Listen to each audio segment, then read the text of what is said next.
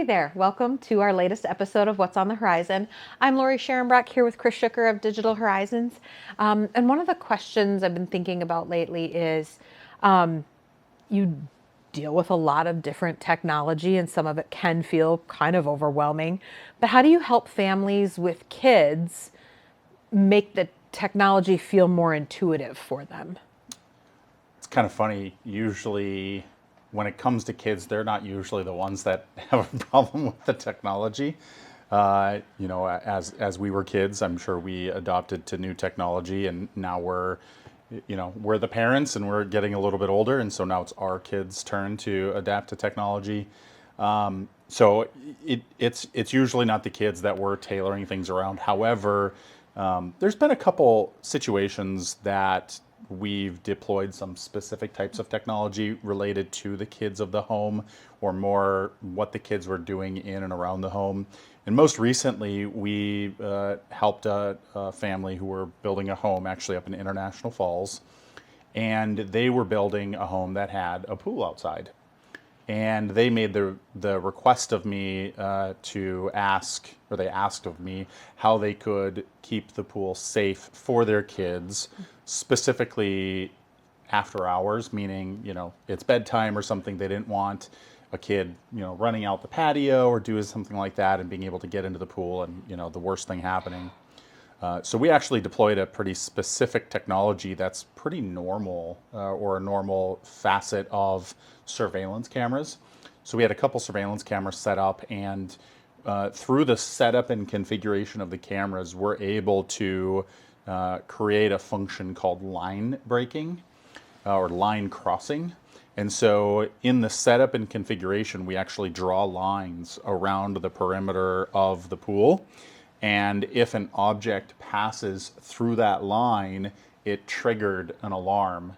And I don't specifically remember how we conveyed that trigger to them, but we can do things such as an alarm plays through all of the speakers. We could have put a siren or a strobe outside that would have been, ear-piercingly loud. We can, of course, do things like a push notification to a phone, or a phone call. Technically, we could have put it as a monitored zone on the security system. And so if that camera sensed someone passing through that imaginary line, if you will, that it could have gone to the monitoring center. And then from there, there's tons of opportunities for police to be alerted, something like that, emergency medical. So when it comes to kids, that's probably the first thing that's come to mind, is putting in a safety device that's fairly unconventional to give them peace of mind. That's like a really out of the box way of thinking about that. I think that's one of the things I appreciate about you guys so much is like anybody can put lighting in or anybody can put a security system in, but really thinking through what that end user wants, I think really sets you guys apart. Like I would never have thought that's how you Like would use something a like that could be yeah, done. that Yeah. that's how a system could be used like for safety even within the home. It's not about keeping an intruder out, it's Right. about keeping everybody safe inside. Yeah. So in thinking about this, I remembered that was actually our second course of action.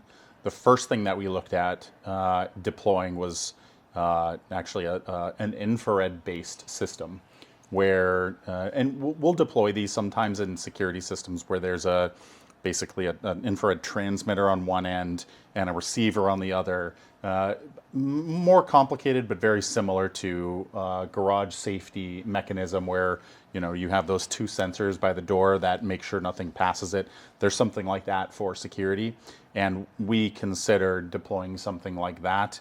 But for ultimately what needed to happen, where things could get installed, the nature of the environment that we live in, the really cold temperatures.